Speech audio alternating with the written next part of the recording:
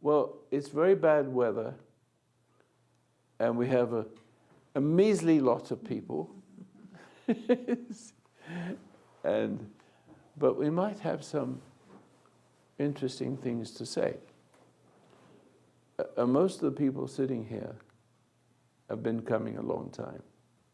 And they like to come. Not that they need to come. Actually, if I disappear, you'd just be fine.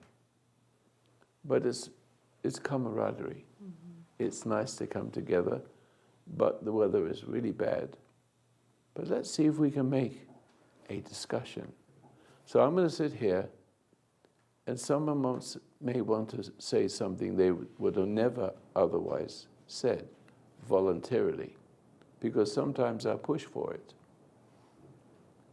I can see a look on a person's face and start to talk to them, just like that one over there with a squeaky voice. Yes. So see if you can't squeak or speak a little better and look at the childish voice you have. Yeah, I've had it for you years. Listen to yourself speak. Yeah, I know. It's not quite my real voice, I don't think. No, that is your present. Yeah. But you never grew out of the baby voice. Yeah, I don't know. I have little memories of, being at home and maybe not being listened to, and so kind of, changing the tone of my voice that way. But I think there's some other issues. There's other issues with it. And why have you stayed a little child? Why haven't you noticed yourself? I do, but I do notice it. I do. But for some reason, it just... Say what? It's a wonder you got married. Yeah, I think it is. You sound like a 3-year-old. Oh, wow. That bad.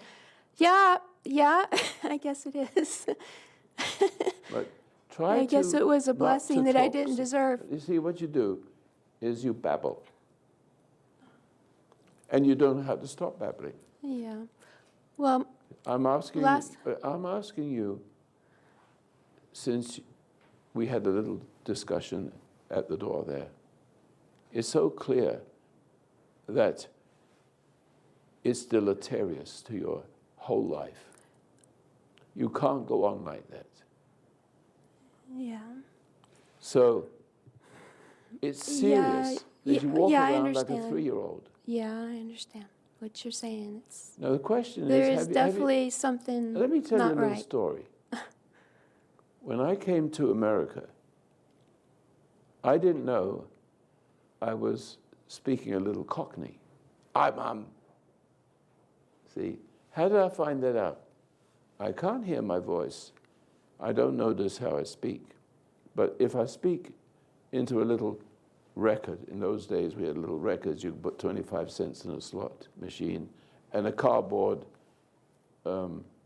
record is made for you. It doesn't last long. You send it home to Mama. And then she brought it back to me when she came on the Queen Mary to visit me. And she would go backwards and forwards. When she was with her son or sons, she missed her friends. When she went back to visit the friends, she missed her sons. And backwards and forward, and she dropped dead. Because she's lonely. My father died, but she dropped dead in a hotel, traveling with me and baby David. That's how long ago it is, 60 years ago at least. But she had sick headaches, and she would have those headaches, and I knew when I was 15 that those headaches were repressed anger, because deep down inside, she had hated God for taking her husband away. She was totally dependent on him. She had a love relationship. She was insecure. But my father was a very fine man. But she was too involved with him. So when he died, it was the kids, me. My brother wasn't very good to my mother. So I was good to both of them. But the point is, I couldn't speak to her. I tried when she had these terrible headaches. I could say, but Mom, you're angry, but you're something angry inside you. I knew that when I was 14, 15. But all she did was focus on that pain, and then she dies. Well, she doesn't die there. She dies when I'm older and traveling in America with my wife. See, she could have lived a long time. My mother died at 54. My father died at 42. Of course, they're Jewish, and it could be directly related to Jewish food. That kills anybody. You can't stop eating it, and pretty soon it kills you. But couldn't get to her. At this minute, I cannot get to my wife. I've been married 64 years. And in that 64 years, she turned my kids against me. They sort of come out of it, but still there, while my back is turned. And so on and so forth. She hasn't changed. But she has a relationship with me like my mother. She doesn't realize she has a love-hate relationship. She hangs on to the past, but love-hate relationship is not necessarily the past, it's just insecurity for some reason. And all you need to know is, well, all she needs to know is what causes that. And it's so easy to see where your corruption began. It's so easy. All you have to do is stop. I had a lady call the other day on my radio program, and she had a problem of people taking advantage of her. She didn't know how to do that. I said, it's so simple. Look at your mother. Was she a good person? No, she didn't say anything. She just kind of fizzled around it. I said, you have a love-hate relationship with a parent, and that somebody was cruel to you and then was kind to you and made you dependent on their approval. And the system works like this. Parent is cruel, or the parent is kind. And kind not for the welfare of the child, but kind for the need to be loved by the child. Children are not meant to be lovers of parents in that sense. In other words, they weren't born to look at mother and see what a wonderful person she is. And so therefore mother gets a sense, yes, there we go. Well, I've heard you talk about that before, and I could see that with my father. He would be very cruel, and then immediately he'd turn really nice. And I think it was to confuse the people that he was being cruel to. That's right, there's a name for that. I have forgot the name of that syndrome. Oh, Stockholm syndrome? Passive-aggressive. Huh? Passive-aggressive. Oh, yeah. Passive-aggressive. 1 minute the person is nice, and the next minute, and guess what that is? That is willful game. Now, when I say willful, that you are willful, you may not realize. You think that will is yours. And it's powerful because it can confound anybody, especially a child, see? And so if you want something from the child, let's see if I can make an example. Hey, son, will you go to the store and get some milk for me? Okay, how she says it. I need some milk. Will you go down to the store? But if there's in the voice a demand, you understand what I mean? A pressure. The child rebels. Then the mother says it nicer. But the child senses that it's a pull. It's a seduction. Pretty please. See? But that doesn't have any power. It means I don't have to really go. She's not strong. All of a sudden, why haven't you gone down? But this time, I can't put anger in the voice. But so if I put anger in my voice, I'll be gone. So I just have to imitate it the best way I can. But you know what it is when somebody has that bite to it, right? Mm-hmm. So that's the love-hate thing. If love doesn't work to make you do as you're told, pretty please, dear, would you do this for me? See? Or bang. Just the opposite. Because if you're too nice, the tendency is not to want to do it, because mother isn't asking in the right way. And the other one is, but she's really trying to seduce without asking. To seduce, to make it think like it's your graciousness as the child graciousness. It doesn't work that way. If you have a voice that can go both ways. See that? One of my favorite scenes in a movie is, I can describe it. It said it perfectly. I watched the scene played out, and it was so cleverly done that it was like real. So here's the picture. She's shaking the kid. Please, don't hurt me, Mom. Please, stop. You little swine. All kinds of things. They did it better than I can imitate it. It was like real. Just imagine it.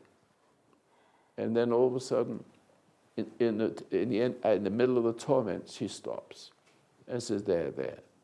Mother loves you. Guess what she's done? What do you think happened? Can you actually describe the procedure of complete control and the stealing of her freedom from mother? Can anybody see how that works? How metaphysically it works? How evil that is? Well, it teaches you not to believe in your own perceptions, because you're perceiving the person as being mean, and then they immediately switch. But that's too shallow. Thank you for it. That is true. And I thank you for the answer. It is true, but what is more true? You have to go deeper. You have to go deeper, because it's the depth of it that has the magic. The wicked magic over everything. It is the fact that the shock of cruelty embeds, causes the child to separate from his innocence. Bingo. To separate from it and be angry with mother, right? Mm-hmm. And then cry, please stop. Please stop. I'll do anything. And then she gives in. And mother welcomes that. And then what happens? She nurtures with fake love what she did to take the real spirit away from the child. So she's nurturing what she put in with the anger. So she's completely lost when you don't understand that. Try to understand this love-hate relationship. What did you call it? Passive-aggressive. Passive-aggressive, yes. So watch out for the passive-aggressive, because people are like that. You must be very careful and watch. When I say watch, you only can watch if you are whole. Because when you're whole in your Creator, you have no emotions that can be activated. You can't be angry.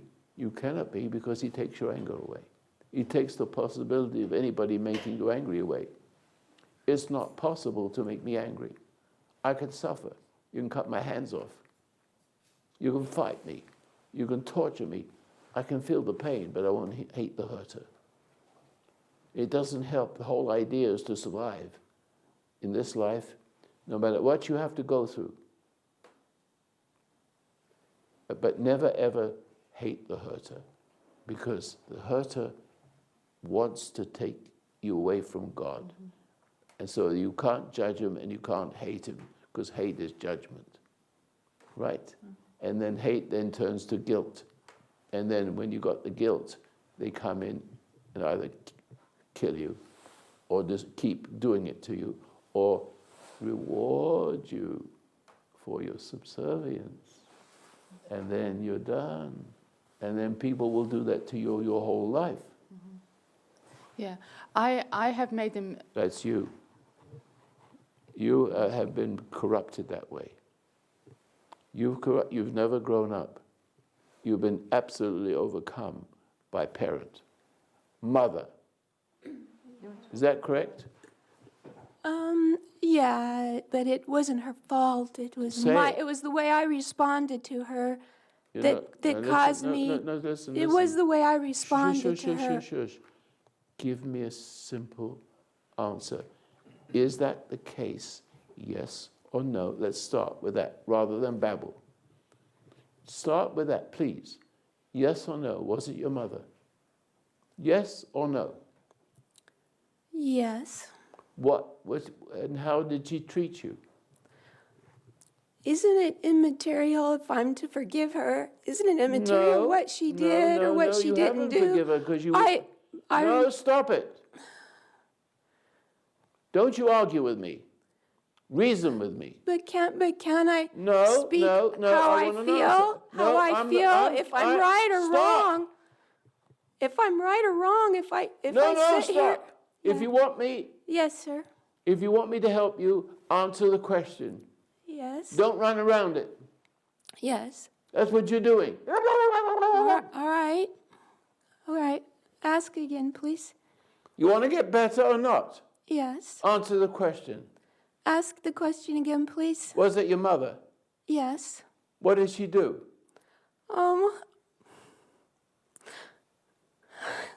There you are.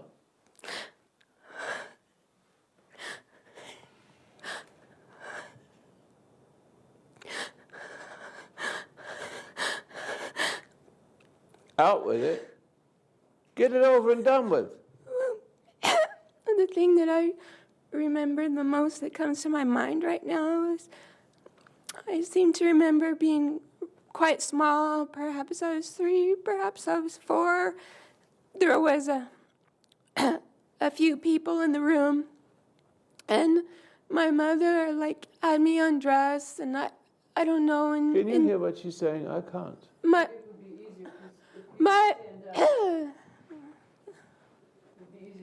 Yeah, stand up. Anyway. Oh, she's a big girl.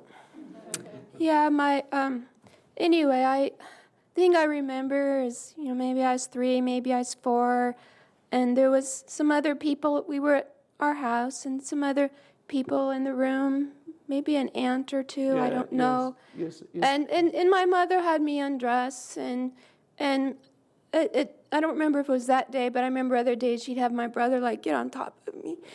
And I remember saying, I'm not an animal. Or thinking that. You mean it's only one time?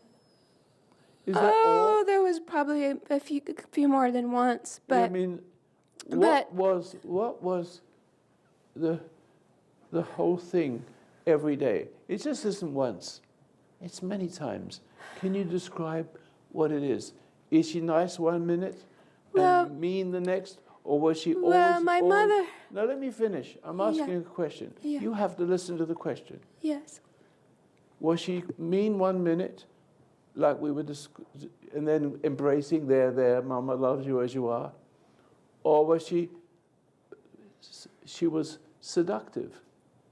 She always nice and make you feel obligated to do things and reward you with a kiss, or was she really cruel all the time?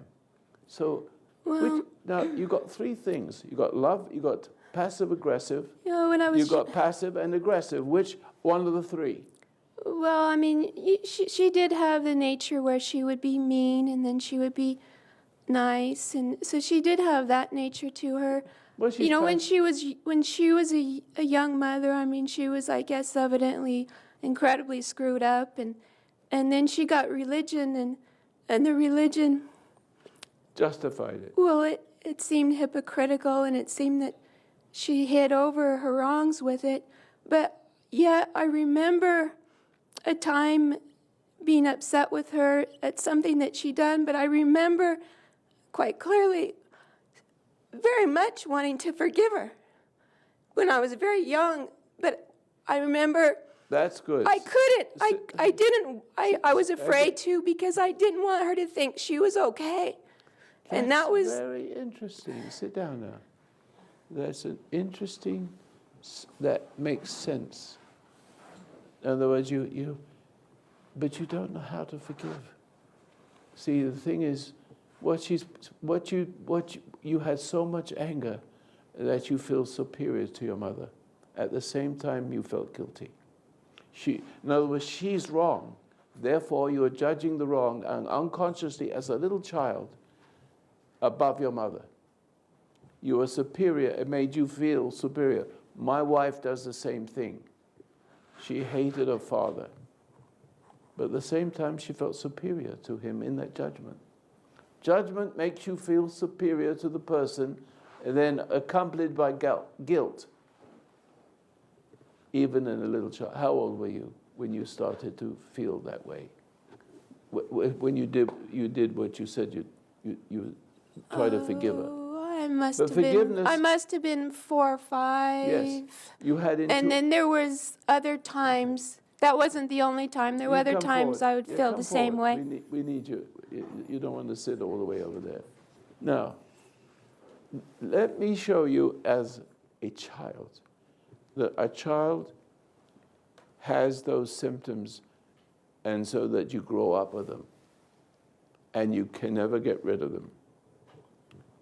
My wife is always talking about the childhood she had, and she's never forgotten it, and she's projected on me. Now, I can't help her. I can't help a person who doesn't want to be helped.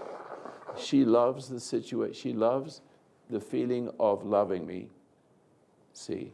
And when I don't love her back, meaning I don't reward the love. You see, love, in its purest sense, doesn't want anything back. If I love you, I don't make you feel guilty to give the donation.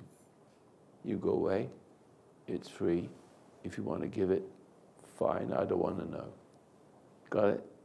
I don't have to have you, but I want to make you give me something for me giving you something, even though it's appropriate for you to consider that, whoever you are, right? And many of you do this. I don't want to know it. I do need to stay on the air. That's a commercial a little bit, but it makes a point here. So even a child can have a love-hate relationship. And 1 minute she's angry with the mother because she is intuitive enough to see that she's losing her identity by sweetie pie stuff. Sweetie, would you do this? And sweetie, would you do less?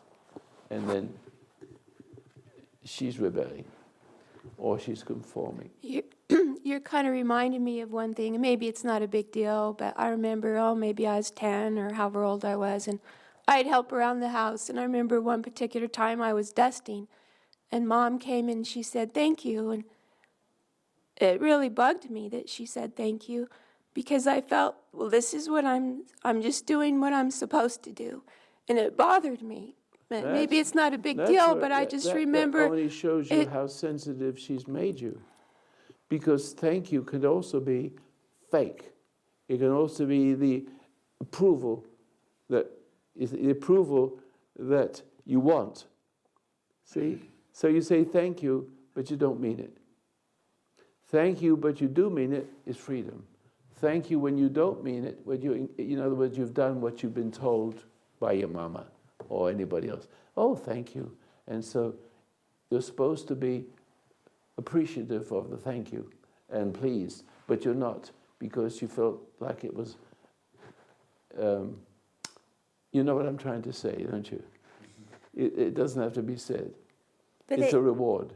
I think once a parent has like captured you and taken away your freedom and everything, when they say thank you or they act kind to you, it's almost a reminder that they're the ones controlling you. Because I can remember my father doing that.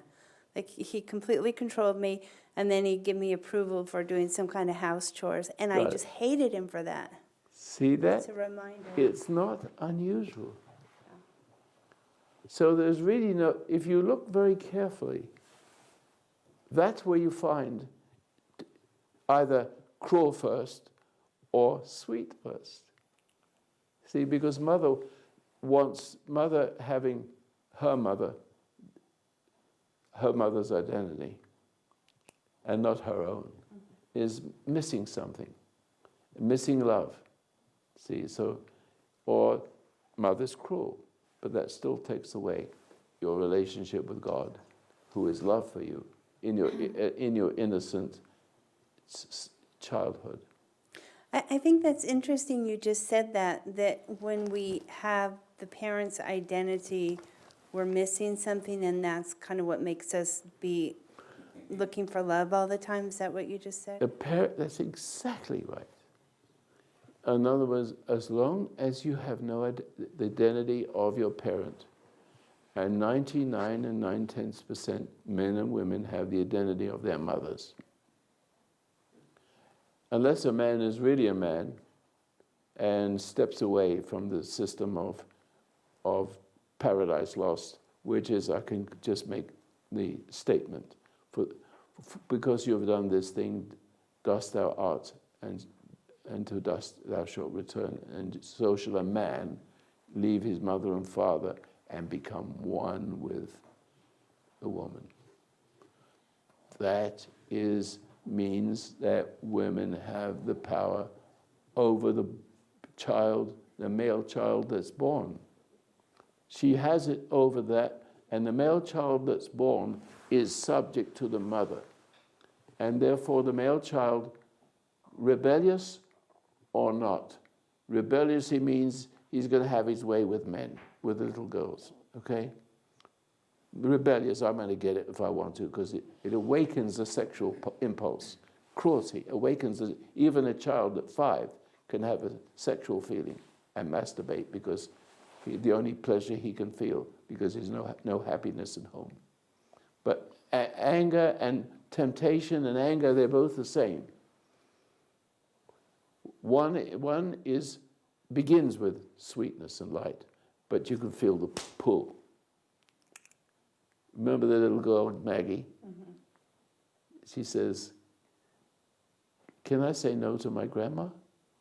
She wants to give me toys, I don't want it." Because she senses that something's wrong. She senses it, she's young.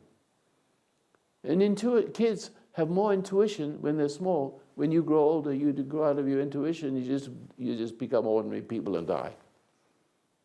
You just become a bunch of animals. The human race is a bunch of animals, but good people, but there's good people here. And the good people want to search for what's missing. But they have the problem, the reason why they're looking for something missing, because you've all got what I've said you got. It's a hate, completely without love, but lust. Because hate awakens the emotion. It awakens the emotion of the animals. And that's why Adam, he was naked. So as soon as he ate the fruit, he saw he was naked. What did he see? Oh my goodness, what's that? If you know what I mean. I don't mean to be rude. But he didn't know what it was. But he soon found out. Instinct will take the place of graciousness and timing. He became a lusty person. And in the lost books of the Bible, it talks about the agony of his sexual desires. Agony. The animal knows when to have reproduce. A rhino has sex once every 2 years or 3 years. Otherwise, you have millions of trillions of rhinoceroses. And then the herring will give 250,000 eggs. See, it depends upon the danger of its existence. See, survival. And God knows all the relativities to these creatures. How they relate to each other, how they reproduce each other, and how many there's needed. A chicken, you get about 300 eggs a year, because somebody keeps eating them. So we pick that and we multiply. You see, so go ahead. But human beings have to be governed by intuition, and intuition, when it's violated, is an animal. It awakens the animal, hunger. And women, in one way, are weaker than men. They are weaker than men, aren't they? If you put a strong woman and a strong man together, you know what's going to happen to that woman. She's not strong. She's not built for power, for fighting, but she's built for seduction. She brings the seduction of Eve that never was corrected, and produces a man that's subject to her, and he's going crazy trying to fix it, trying to look for love from her instead of God. Bang. See? Until you understand this, you're going to be born in sin. The next generation has the same thing. There's no difference. You either have a mother who tries to be nice to her husband, to her kids, because she's made up her mind, I'm going to be nice to my children, I'll be good to my husband, but she doesn't know what good is. She just gives herself, hoping to be loved. See? And emboldening the children, emboldening or manipulating the children to love her back, or rebelling. That's the only thing. There's rebellion and conformity. There's all there is to it. And they're both as sick as each other. See? Mm-hmm. Because rebellion gives the person a guilt. And they want to get a feeling, and they want to get a feeling. How would a man get a feeling? To just abuse a woman without being married, and get as much as he can, and become addicted, and then become a murderer. And pretty soon he's like ISIS. You hear often a couple of men or men kidnapping women and keeping them in prison and enjoying them, because if you understand what I mean. See, I didn't want to go into too much detail. It's too sordid. Yes, go ahead. I grew up with that, like everybody, with that sensitivity to the world, and my the way I dealt with it was I became like a people pleaser, like what we're talking about, and but I'm dealing a little bit with a passive aggressive person, and the way. Is that your girlfriend? No. Is that no. lady friend? No, it's a different person. But what kind of relationship is it? Friend? Not really a friend. Used to be a friend, but I had the relationship years ago. It was a business and a friend relationship, but now I'm living in a home where he's there. But the way I dealt with it back then was that I would take the abuse. I would take it. I would. I didn't stand up for myself because I yield to it. You'd yield. Yes, and I just took it, even though inside I knew it was wrong. But until that sensitivity, the salvation from that sensitivity, then I could actually deal with it properly. Because the passive aggressive is very. You wonder, how can the person be this way one moment, and the next moment it's like nothing ever happened. And it's called treachery, isn't it? It yeah. could be such lengths of love, and all of a sudden such lengths of cruelty. And so you could be married to a man or a woman, And therefore, it will seem that are loving each other, and they're doing the right thing, or they're doing the right thing for the wrong reason. Right. And so when they feel that you're ripe, bang, all of a sudden there's not the same person there. And then Right. you don't have, what happened? It's been happening all along by you giving in, thinking you're loving, and when you're just ripe enough to say, so that you can't resist it, all of a sudden, bang, the cruelty. Right. Make my dinner. No. See? Yes. I got that right away when I got married. Within a few weeks, she wasn't making my dinner because she got pissed off at me for some reason. I don't know what it is. But that game of trying to get you to be judgmental, it's a game that I think they don't see they're playing. It's a spirit Well, in you them. don't realize that you are weak. Right. See, that's the problem. If you realize you're weak, you stop for a minute. But you don't realize you're weak. You think you have the power to love the hell out of them. And if you go along, they'd appreciate you. No, you're only emboldening them to hurt you more. Oh, that's right. And it comes Yeah. a point where it becomes really obvious. And then you really are in trouble. Mm-hmm. And then that person uses force and cruelty and intimidation, hiding your stuff. If she's a woman, she'd hide your stuff just to make you frustrated. Right, but it's that frustration that's the key. She It's keeps that, her order as her order, so you can't find what you need. yeah. And then she accuses you of accusing her, which she should accuse her. Where's my razor? Where's my pants? Where's this? What did you do with that? She moved it. Mm-hmm. How many people have seen that? Yes. I've done that. Done it. Anytime.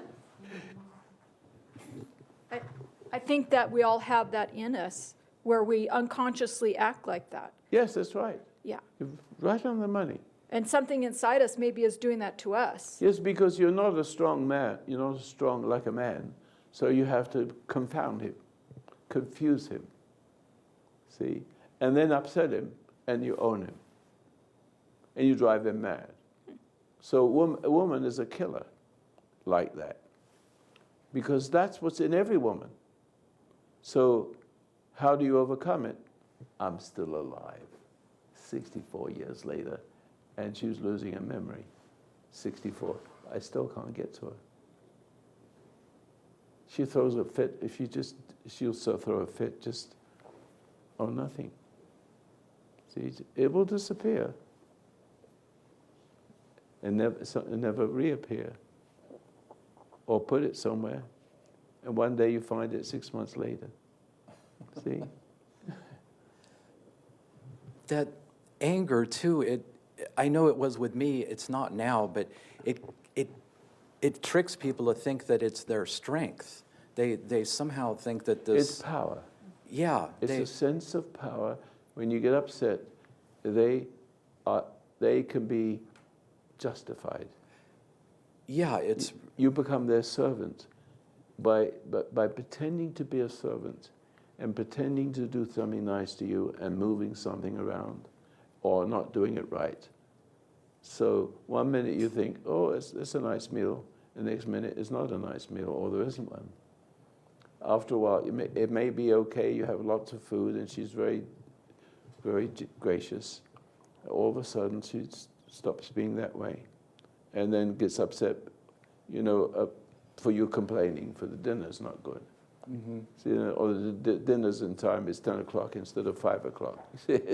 And all of a sudden, the minute you start to say it, you're accusing her. Right. It turns into an accusation. Last night, I tried to correct my wife, and she called me a tyrant at the end of it. And I just see now how that your guilt, I feel guilty. Wait a minute, I don't want to be a tyrant. Am I really being a tyrant? No, stop there just for a second, if you don't mind. Okay, I'm okay. No, you stand up there, I'm still talking. We need to discuss. You feel like a tyrant. It's only because she's put in her feelings into your feelings. That's when you react to actually take her feelings about yourself. Her feelings is that way. But if she can put her feelings in you, then she's relieved of it temporarily, but guilt catches up. So she has to do it again. Because see that? Yeah. Because she's done wrong. She's got a sense of worth of you being confused and her feeling superior just for a few minutes, for a few hours. But then the guilt of playing God, make it demoralizing you and punishing you for something you didn't do, or something you did do, or pretty soon you'll be doing it just to get even with it. Or you believe you did it, but you didn't do it. Yes. What we're dealing with is communism. If you want to put a name on it, if you know what I mean, put a name on it as a system to control the whole country. That's what you're getting. That is everywhere now. So you have nothing else but broken homes. All Obama had to do is make it glorify the woman and demoralize the boys and make the women more important, more intelligent, with more rights. You know that women have more rights than men? Yeah. Roy, so the spirit in the woman is communism that you're talking about? Yeah, but the spirit in the woman, that confuses the because man? it's subtle. That's communism. The spirit of a man, when he's angry, is fascist. But women also could be fascists because they could take the nature of the man. And the man can take the nature of the female. And she can become, but the man in her is the fascist. But so she's a fascist, complicated. She's like a man, and she has power. So it's like Stalin and Violent. Hitler. It's like Stalin and Hitler? Yes, like her. So, and the man can take the female role and say, yes, dear, anything you say, dear. It's a game of power. That's what it is. And Hitler understood every single word. I understood everything he did, but the others, he took the anger of the Germans when they lost the war.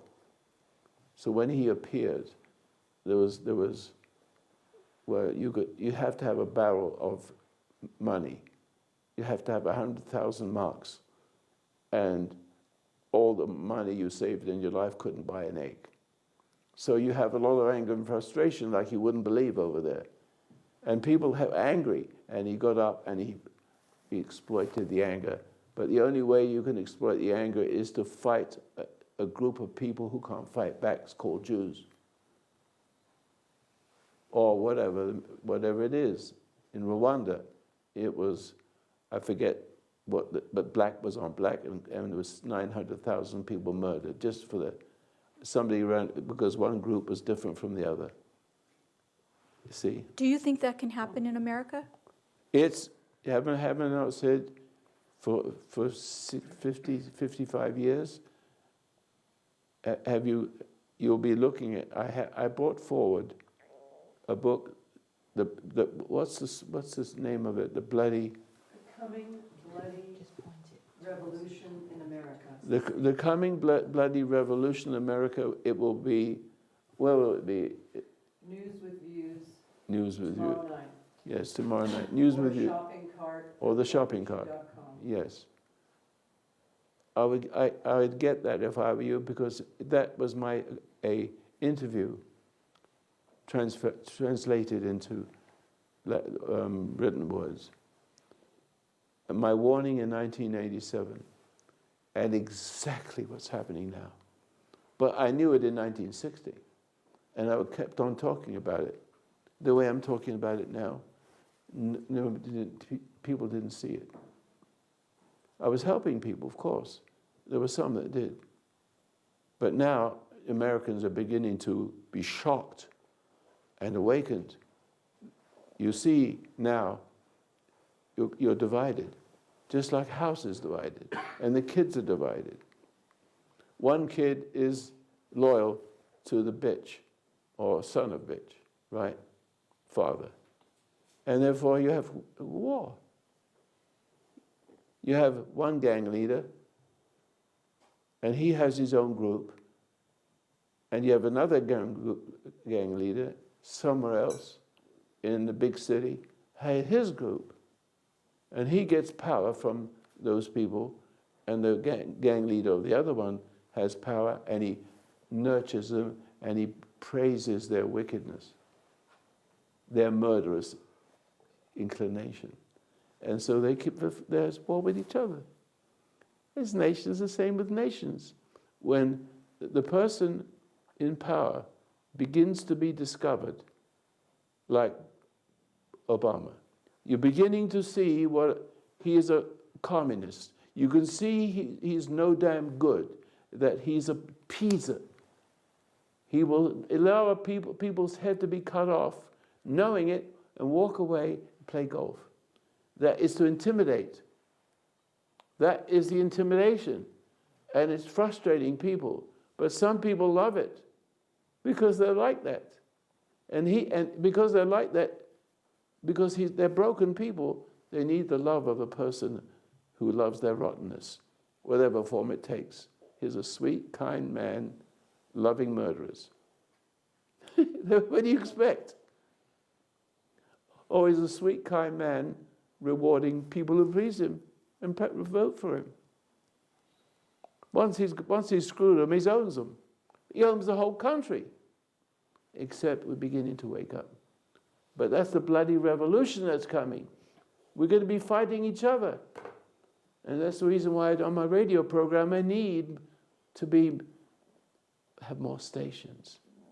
If I had more stations, I know how to stop that. I know how to counter their minds. I know exactly what I do it on the radio. Do you hear me say it on the radio? Mm-hmm. I can kill your spirit if I want to. Hey, you with a face. Hey, did you get angry? Who got angry out there? I don't know who you are, but you got angry, right? Watch what happens to you. I've done to you what you had done to me, but different. I didn't do it. You did it to yourself because the minute you heard me speak the truth, you hated me. But I didn't hate you, and I'm telling you I don't hate you now. But you hate me and you hate the light in me, it's going to kill you. Or, if you just take it easy and think about it and say, why am I angry with Roy? He hasn't said anything wrong, he's right. I'll get a friend. But I give you an out. I give you an out. But if you don't take the out, you die. You die 8 times faster. Okay. Can I ask, because we're watching, for example, the protests at the Trump rally, and we see people that are so unreasonable, they want their point of view put across, but they don't want somebody else. But that is the same as an unreasonable wife. Oh, no, I agree. It's the same as an unreasonable woman. No matter how truthful you are, he will spin it and be offended by it. Oh, I can see that, but when we're not... But here's this is very delicate, very delicate. If you hate me secretly or openly, you will die 8 to 10 times more quickly with a disease, or die right away. Every one of I have in my business, Foundation of Human Understanding, I've had it in various forms as a nonprofit and then a church. So you go right back to the beginning in 1960, it was a nonprofit organization. It's not the same thing as a church, which is much higher, a 501c3. I've had 6 subordinate, what do they call it? I'm number 1. Who's number 2? Vice president. You could call it vice president, right? I didn't know what to call it because it's a non-profit organization. And every one of them, younger than me, are dead. Why? All betrayed me, secretly. I was always kind to them. I wasn't rude. But it's the resentment towards me because there's, if I may say so, God in me that makes me good. And they hated it. They were drawn to me, and they appeared to be, they faked it, or appeared to be in my early stage. I wouldn't be able to tell you which one that was, but they appeared to understand me, and but they're remembering me. They're remembering, they're not learning. My wife remembers but doesn't understand. So she uses it on me. Got it? So, but because of that, everyone is dead. Everyone died younger than me then. Now, for years, I've only been me. I don't have any vice presidents. I'm just me. And my kids have grown up, and some of them are on the board. But I had to have people who are vice presidents and things like that in those years.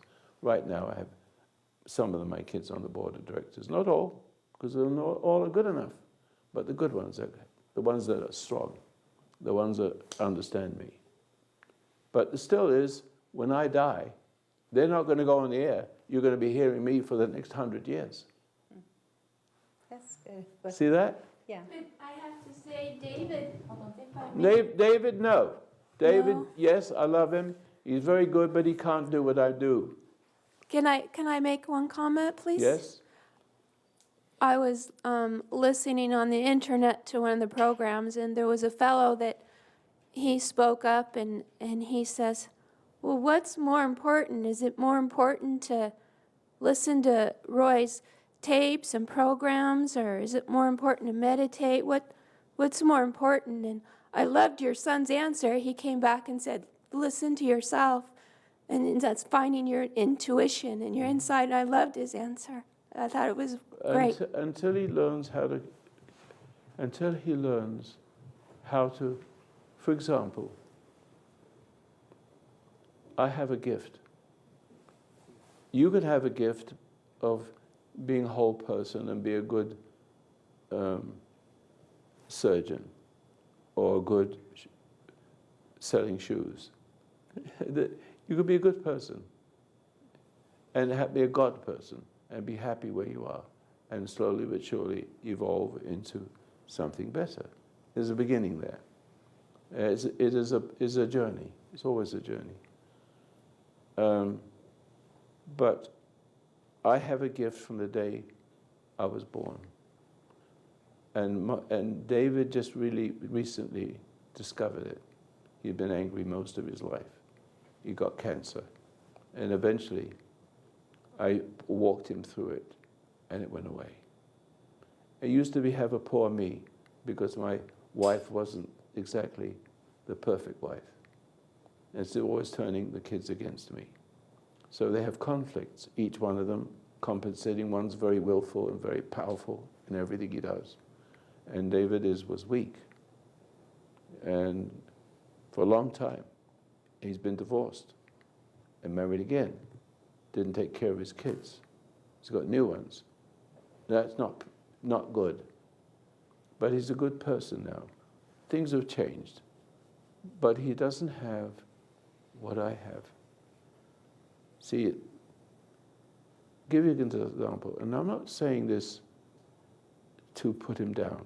He's now overcome his problem. His cancers went away. And the kind of cancers that shouldn't go away, because he used to go surfing in the sun. That's the kind of cancer it was. That doesn't normally go away. That's a very dangerous cancer. But he had lumps taken out of him until I said, watch the anger. Watch it. And when he started to believe and trust in me, which took him a long time, he was 62 now, it took him just up to 60. He finally got it. Now he's clear, but he doesn't have the power to heal. That's what I need. Example, Friday night, there was a call 3 minutes or 4 minutes from the end of the program. A young lady calls and gives me her serious problem. anxiety and all the rest of it. I said, would you like to get better now? She says, yes. I have not heard you before. My friend called me. So she doesn't know anything about me. I said, do you like what I'm saying? Yes. Do you believe what I'm saying? Yes. Close your eyes. I'll do it. I'll show you how to find who you are.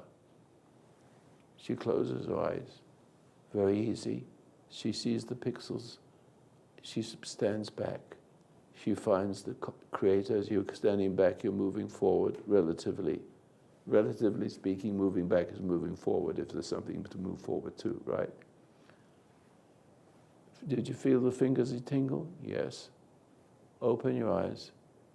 What happened to your anxiety? Gone.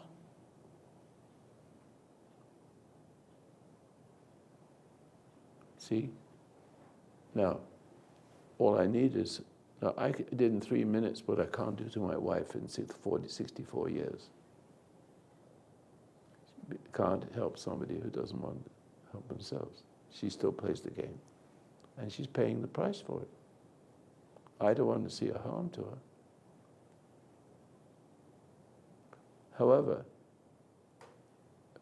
it took me a long time to ask why people are dying. Because the vice presidents are all close to me, right? One of them had the nerve, Sharia Bernard, who was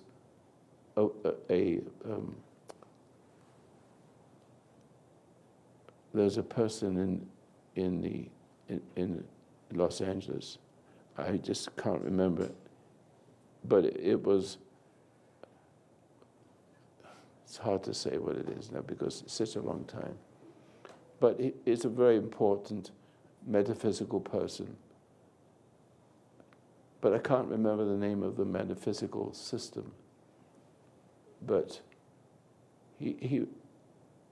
it's right on the tip of my tongue, but it may come to me in just a minute. But it was yoga. It was yoga and a very important person who had a huge yoga organization. He was the right-hand man. His wife says, listen to Roy Masters. Sharia Bernard, I remember his name now. He was the next to the big guy, forgot his name. You'll remember it, you'll know it if you hear it. I can't remember it. He was next to him to be in charge of that whole organization. And he did more yoga than anybody else and still lives. That's what he says to me. He was a brilliant speaker, but he betrayed me. And so he betrayed me because I had a group in Hawaii. He went over there and turned them into students of his. It's okay, not a big deal. But he dies. And so I keep looking at why these people die. Because they hate the truth in me. They betrayed me. Wasn't it Judas that hung himself? Mm-hmm. Thank you. Same reason. You said they learned you, so they sounded like they had what you had, but it was an intellectual version. And I see that happening on the political stage. Yes. Trump is a very intuitive man, and I see a lot of the people, even on Fox, they learned conservatism, but it's not really Correct. Deep. So Correct. He's calling all this out, and it's wonderful, because the truth is coming out in people that you wouldn't ever expect it to. Isn't he somewhat like me? Yes. My wife says he's just like me. Yeah. I'm like him more than where you look. You both have lived a life of courage, and, he's had, I'm sure, plenty of issues, but he has a real character of building a business, of employing people, and it's so much more than most of the politicians that we see now. One of my members of my family are his best friend, so I know about him. But I won't say whether you should elect him or not. I'm not allowed to say. Right. And the people I was watching on the rally yesterday, and they were trying to shut him up, and he was dealing with it fine, you know, just He would have get come them out out of and here. punch him He himself. said, get them out of here, but he wasn't mad. He said, come, you know. You got it. You're not going to intimidate him. No, and he said he's going to press charges now if they keep this up because they're trying to shut him down, and it's not going to work. They use the freedom of speech to shut down the other people's freedom of That's speech. right. But anyway, so this is what I want with you, what I want from David yet. He may, when he gets a little older, inherit. What it is an inheritance. Jesus inherited that, right? Who he was. And we have to adapt to who he was and appreciate it.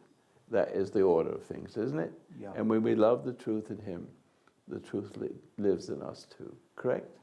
That's very simple. But we're not him. See? And so, do I not speak truth clearly? Different from anybody you've ever heard before? But that's healing.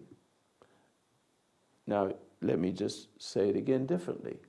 If I speak to you, every single word flawless, correct? You can see every single word is not me speaking. I have a very bad memory. My memory is almost zero. You can catch me. See, I can't remember a lot of things. You know why? Because as I've grown older, I have seen the simplicity of things. So instead of being me a glib, many years ago I was a glib kid with very good English language and with a special way of expressing myself, with all the fancy language that everybody uses who have been educated. They begin to shrink. I don't use them anymore. I can say the same thing. I don't need all those extra words. I just need about 800 words basic English to say whatever. I haven't said any fancy words. I had to go to you for a fancy word, didn't I? For a vice president. I forgot that word. Does it mean to say I have a bad memory? No. I don't need memories. I don't need all those words. It gets in the way. Too many words get in the way. So I can do better with less. And you can hear it. When you listen to the candidates, and the one that's a lawyer, what's his name? Ted Cruz. Yes, brilliant, good person, absolutely good person. I'm not saying who it is, whether I'd vote for him or not, but he's a good person. He can explain the law. He can understand good with the expression of an attorney. But I can't hear him. I can hear him. I know all the words. I recognize every single word, what it means. But it isn't in my head. It's just a recognition of the words that is not necessary. I just want you, can you say it more simple? Can you put your heart into it? Because the heart that gives you the word is so pure that you don't need to embellish it. Do you see that? It's clear when you hear me. Have I spoken over the top of your head since you've been here? No. Did I use fancy words? No. The fancy words are not necessary unless because every business has its own words. You have thousands of words if you're a diamond cutter. You have thousands of extra words if you're a banker. I don't give a damn about all those words. Because there's hundreds of thousands of words. And every business, medicine has its own words. And gobbledygook. But the more words you have, the more unnecessary it is. Except you're in the business of that. I'm not in the business of words. I'm in the business of intuition. And intuition speaks and intuition listens. And it's simple. Correct? Yes. And it's healing. It's complicated. I see that. I see that. you're seeing it.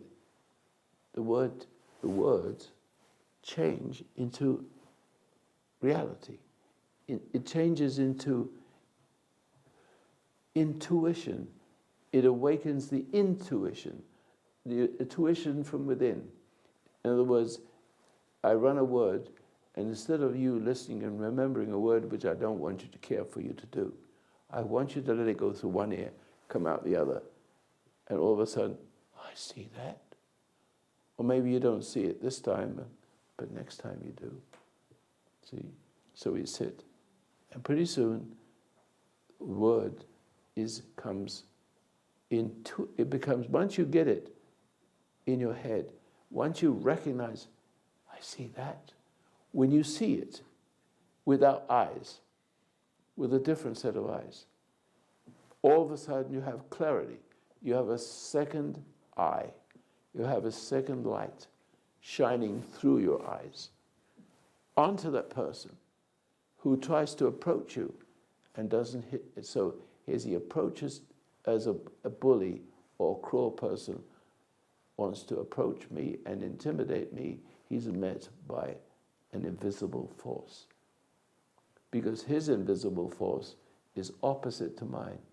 His is cruelty, mine is love. Love, don't hate your enemy. He wants you to hate him so he can get to you. But if I don't get upset, he gets upset trying to upset me. And I'm not guilty of upsetting him. He's upsetting himself. Whoops-a-daisy. See? Yeah. Got the idea? Do you see how powerful it is just to be real? How powerful it is to say nothing?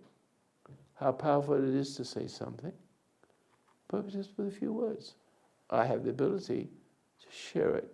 So if you have a question, I can give you an answer. You can say, oh, I see that. But the minute you see it, it's 1,000 times, 100,000 times compared with 100,000 books. One word. Understood. A couple of words put together.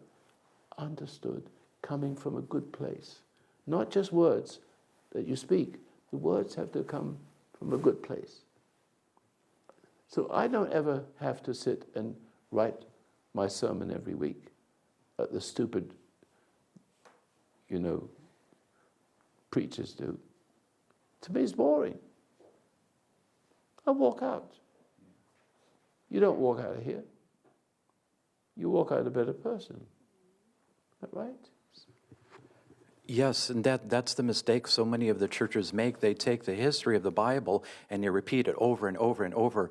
And it's like but what you're talking about is like a sort of Wi-Fi connection to God. So it's not data in your head. I like the word of Wi-Fi. Yeah, it's a direct connection, and it's not the same stuff over. Like you put a program in a computer, it's over. And what happens if you keep on trying to figure out what it is over and over and over, all you get is more imprinted with a stronger influence of those words. Right. The spoken word keeps talking to you, and the spoken word outside capitalizes on it. Right. That's right. And they get you that way. Yeah. So I'm 88 in how long? 2nd of April. I'm not looking for any birthday presents or cards, if you don't mind me saying so. Look at me.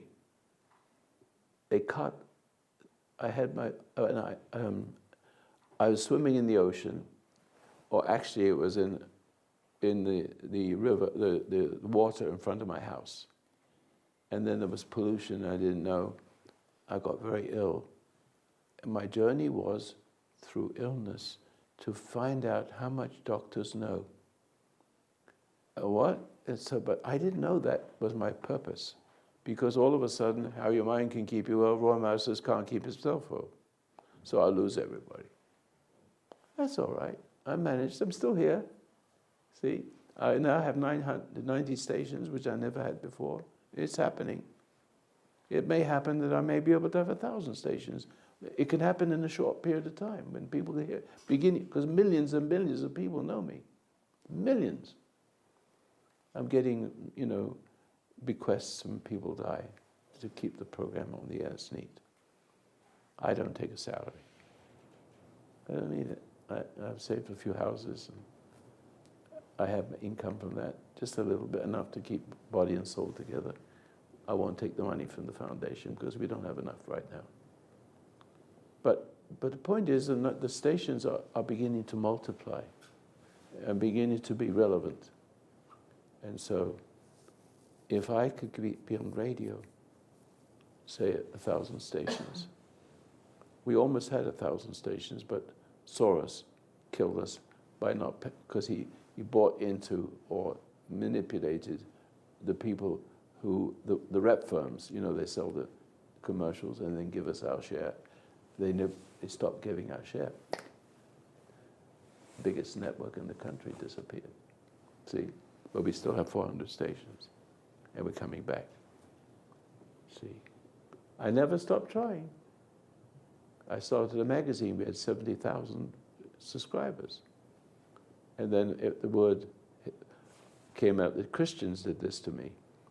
They made sure that everybody knew that I was a cult leader, and therefore we lost all our support. But the magazines were magnificent. You've seen them, I'm sure you've seen those magazines. Yeah, excellent. Just there's nothing like it. So, but still, I've been fighting that war by myself and with members of my family. But every time, frustration, bang, it collapses, right? At the top of its pinnacle. Am I upset? No. Try again.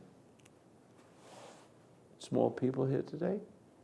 We have thousands of people watching this program. That's why it has to be right. Quality. Quality hasn't been good lately. You can hardly hear me talk. Anyway. Oh, but this time we got it. We don't have any heads, do we? The last time there's everybody's heads bobbing up in front of me. And you could hardly hear me. I didn't understand how that happened. But anyway, where are we? Where are you? You are the one that needs to have the most help here. So calm down. What have you learned today? Just tell me what you discovered, not learned. What have you discovered? What has been enlightened? Just one thing. If I can have one thing. What have you seen is the beginning of your cure. It's the beginning of the journey of one step in front of the other, of becoming perfect like your Father in heaven is perfect. Just one more second. Jesus said, become perfect. All the things I can do, you can also do. That's what he said. So I can't raise the dead yet, because maybe I have to raise myself dead first, my own dead self first, or be resurrected in a sense, as he was. See that?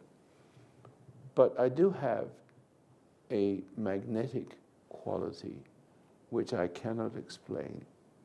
I do not feel. It has no feeling, but it radiates. And it radiates, especially when I'm in trial and tribulation, when I'm confronted of something that's difficult. It isn't anything. It becomes nothing. It just makes me stronger, but I don't feel stronger. But apparently I do become stronger, because my heart grew back. My prostate grew back. I mean, they took it out practically. I didn't even need the operations. It was misdiagnosis, one after the other. Hundreds of times. I don't know how many times. It's just a lot. I always recovered. And then I got sick again. And then I was recovered. And I got sick again. And all of a sudden, 82, everything, every 80s, 88, all of a sudden I find myself a whole person. Everything grew back. even though they took it out and took it to pieces. Why is that? It's my journey. I was a healthy guy until I was 50, and then swam in the ocean and got poisoned. And that poison was misunderstood, and it resulted in operations and God knows what. Bypasses and everything. Everything got better. The bypasses failed. The prostate, it wasn't necessary. And they didn't tell me what else to do because I still couldn't go to the bathroom. And my bladder blew up and crushing my, I'm telling you the story, crushing my kidneys. So it looks like I was having a heart attack. I collapsed. I went to, he never showed me what to do. I was just blowing up. It still didn't work. It was blowing up. You don't want to, I'm going to give you, you men, be careful about your prostate. All you need, basically, is to eat right and overcome your constipation. Believe it or not, it puts pressure against the prostate. There's a very fine membrane between the two. See? And then it blocks up your ability to pass, you know what. I don't know where that came from, but you need to understand, you need to change your attitude and change your compulsion to have sex, because it also has effect. You're going to burn yourself out. All that comes from your blood. You could get old before your time. The excitement is dangerous because sexual excitement is like run and fight. You can't put up with that excitement too much. Otherwise the Grim Reaper will get you 3 o'clock in the morning. If you know what I mean by that. I don't know where, I go anywhere my mouth takes me. Any other questions? Now, back to you again. What have you, something simple, what have you understood, not learned? What have you understood about yourself? Because you keep repeating, I want to forgive my parent. That's what I keep picking up. I want to, and you're a little girl, and you want to forgive them. Yeah. Now, what does that mean? You want to forgive them, but you can't. Yeah, I do. I do want to forgive him, and there's times when I feel that I have. No. But then become unsure, and I think there's still something in there. Listen to the language. I want you to forgive him, but the times. What was the word? Yeah, I said there's times when I feel that I have forgiven him, but then But I don't know. Clear. There's still It's something only maybe language. there, but No, it's only language. It's only language. She hasn't forgiven them. She hasn't let them go. But I She's still a little I so girl. badly No, want to. you're still a little girl to your parent. I want to forgive him. No, you're a little girl to your parents still. Are they dead? Oh, they're both gone. There you are. Yep, they're both How old gone. are you? My mother How old are you?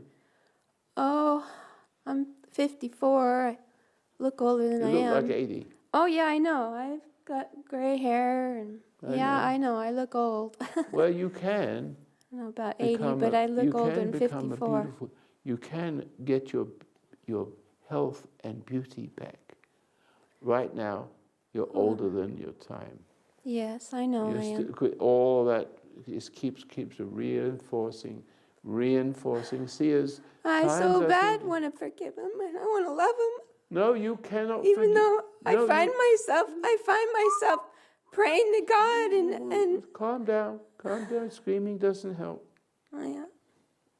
Now you have to understand. You are not God. Now, do you know why Jesus was murdered? Because he forgave people. Who are you, they said, to forgive people?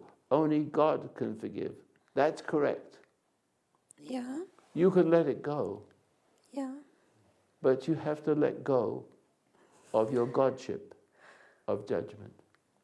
Do you judge people? Let me ask you, do you know what judgment is? I've been kind of noticing myself. Do you judge? Yes, Judge people now? yeah. I Let me think I ask you- still. let- I think I still do. I've been noticing it, and sometimes when I notice, I go, But gee, you I do- think to myself, man, I'm mean. See, no, the conversation with you is difficult. I'm sorry. No, it's difficult because you tend to scream and. I'm sorry. No, you don't have to be sorry. You're not offending me. I'm just trying to correct you if you don't mind. Let me ask everyone a question here. How many people has judgment and are addicted to judgment, and to the point when there's nothing to judge, then you can actually imagine that somebody is doing something they're not doing. How many people? See, at least 3 in the front row, and they're all ladies. The gentlemen won't admit it.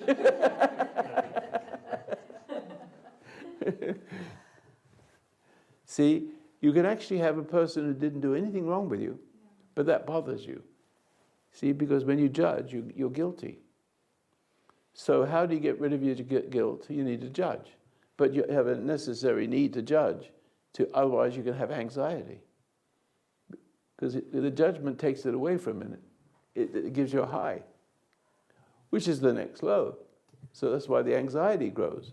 So as the anxiety grows, you have to have a judgment, because something has to stimulate the judgment to make you forget what wrong you are, because the other person is projection of that wrong. So you can judge him. And you feel relief for a little bit. It's like a drug. But you can actually look to a person and think that he's just offended you. And you take that secret thing and judge him as if he had done that when you projected it on him, unknown to that person. How many people understand that now? There you are. There's the men. Now the men are joining it. Do you understand how sick that is? To take a person... Now you can see how little children get... Half the country got little kids broken. Half the country, at least. Because they use the children for that too. And the children can't fight back. And the person who's being judged... Now, I've been judged a lot. I'm sure I have, but they just drop dead. Or they become my friend. Or I can make them do what I want, and they're very happy to do it. So I make them my slave. I don't do it purposely. The way it works. So I don't care if you're a slave or you do it. It doesn't matter to me, as long as you do your job. You're working for me. It doesn't matter. But sooner or later, it gets frustrating, and then you get betrayal. And then you fire him. It's simple. I'll get it done anyway. Do you see the power of goodness? The power of goodness, you can't be touched. You touch everybody. Whether it will kill them or cure them, it doesn't matter to me. It doesn't matter. If you're dead, and you're my friend, I haven't lost anything, you're dead. And you kill yourself, basically. Basically, you kill yourself. You don't know how to deal with that. You keep looking at me and getting angry, looking at me and getting angry, but I never get angry back to justify it. You use up your energy. Then you turn your hostility on everybody else, and your life goes wrong. May I say one more thing? Yeah? I remember when I was very young, again, maybe I Good was Lord, it's 4. been an hour and a half Maybe I now. was 4 or 5, I don't know, 3, I don't know how old I was. But I remember being very upset. I can't remember what it was that I was upset about, but I was very, very angry and very upset. And I remember going into my bedroom, or maybe even I was in the closet, and I was just bawling, Yeah. and I told God, Yeah, I but- said, but- I was mad at God for giving me the parents that He gave me. I understand that. And Can you drop that? See, what? What's up? See how silly that is? Yeah, yeah. You're blaming God? I should You're be blaming grateful. God for- I should be great. You know, my parents, they weren't all bad. I mean, they had what was in them that wasn't them. That's right. Yeah, and they weren't all That's bad. good. There was things I could look back and have love a them good and cry. love them Have for. a good cry. Have a good cry. Yeah. Now. Okay. That's all. You seem to have discovered something. And that will appear in the changing of your voice. You have to stop being a childlike person, and people will feel sorry for you. That's part of getting people to be sorry for you, or irritating people. One of the two, it works for you either way. It keeps everything going. You can't win. Change your voice. I was telling you something I never finished. I said I had this gramophone record, this phonograph record. Gramophone is English. Phonograph is American. Is it correct? I think so. Anyway, it was on a cardboard thing, so you can't hear it many times, and it's gone. So you send it home for 25 cents. So when she brought it back, I listened to myself. It was Cockney. It was a little bit Cockney. From that very day, immediately, I speak the way I speak now. Although I'm not so glib as I used to be. I speak good English. Not so? You know I'm coming from England. I've borrowed a few words. Like Grant's pass. Sometimes I say pass. And I'm ashamed of myself. I have terrible conflicts. Okay, we can all go home now. I think we had a very nice talk, and you did good today. Thank you. Yes, you did good, much better. So you come about next week, let me kick your butt again. Yeah, that's what I was thinking this morning. I was thinking, am I going to get kicked in the You can rear get again? better. That's what I You told. can get better. Yeah. I can see my audience judging me. As I'm talking to you, that audience is judging me, a lot of them, because they don't understand how I work. If you pardon the expression, I have to piss you off first. Do you understand? Yeah, one more thing. Last week, you'd said that I was full of hate, and I'd been watching, and before that for a long time, I noticed that I'm judgmental, and I noticed that, but I Good. never viewed it in those harsh terms that you put it to me, and good. I'm actually grateful that you did, I see because that. I see that. I at some point there, I got quiet, and I saw that hate. There you are. You got a blessing. Yeah. You have a blessing. And I was angry. No, I wasn't. I was strong. I overcome at that in her when she couldn't overcome it herself. That's why I say David is not quite like that yet. See that? So people need to listen to me for years because of those years of experience. That's all. And we need that right away, as quickly as possible. I don't need someone to go through education, because it's so important for the next few years to come that it becomes precise as I am precise. And because of the gift I have, he's having it too, but he needs a little more. That's all, a little bit more, because he tends to be very sharp.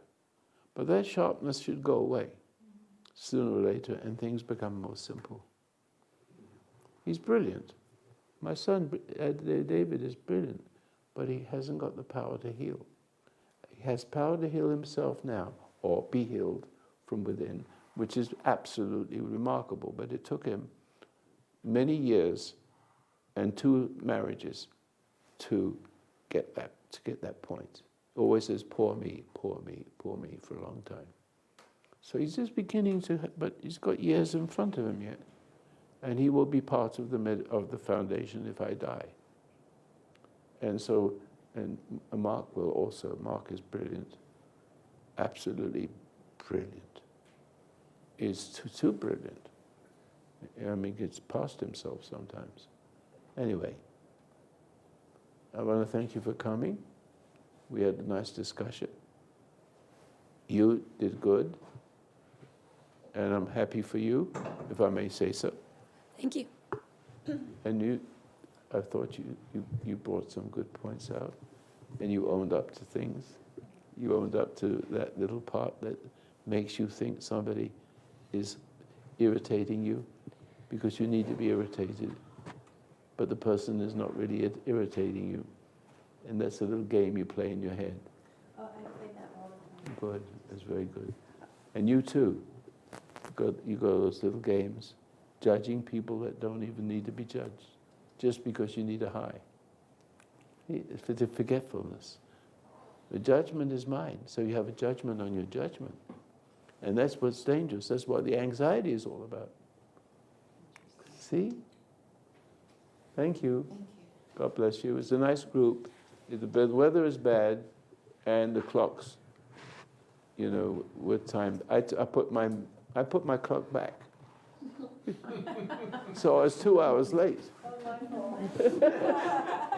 I hate you. Weren't you 2 hours early? Yeah, 2 hours. Oh, my God. I took it and put it back, so it made it 2 hours. I said, oh, it's 8 o'clock. That's all right. Thank you.